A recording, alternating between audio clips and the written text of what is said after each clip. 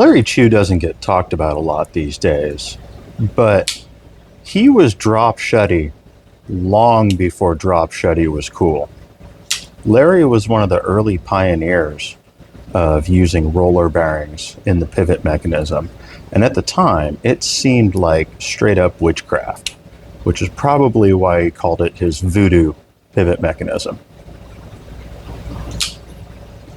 And if that was the only thing that this knife had going for it, it still would be absolutely mind-blowing, especially when this came out. I think he started doing these back in the 2000s, doing the roller bearing pivots. I'm not sure when the Spitfire model actually came out. But on top of that, he also came out with his covert dual action mechanism, which disguises the firing button as a screw. It's got a little Torx recess cut into the button. Focus. But it's actually also locked out with a safety integrated into this jimping on the spine. The liner on this side, that little jimping piece, doesn't move, but the liner on this side, that little jimping piece, actually clicks back and forth. Just about one jimp's worth. And that disengages the safety and allows you to fire the auto function. Really, really cool. Super sneaky.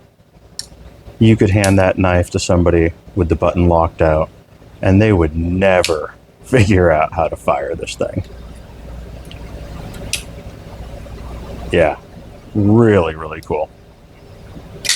Nice, snappy action. These are kind of a really weird mashup of a bunch of different mechanisms, because you've got a plunge lock that, instead of holding the blade in the closed position, you can see the blade is cut out to clear the plunge lock back here.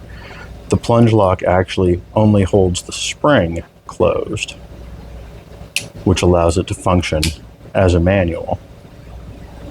But then you've got it set up with a liner lock as the actual lock mechanism.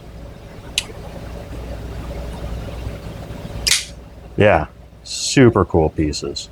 Larry's actually doing like mid-tech versions of a very similar model that are in somewhat current production.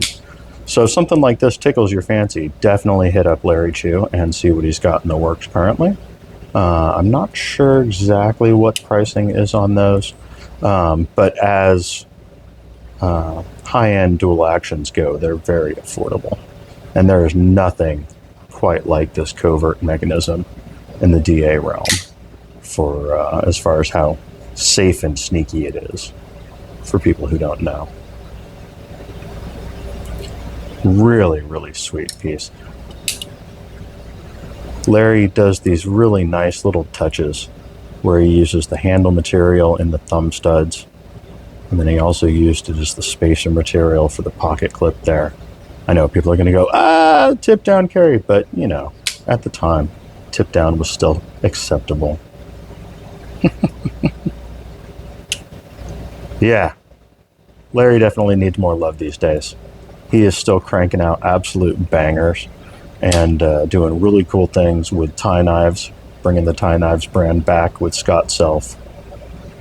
So yeah, let's show Larry some love. There you go.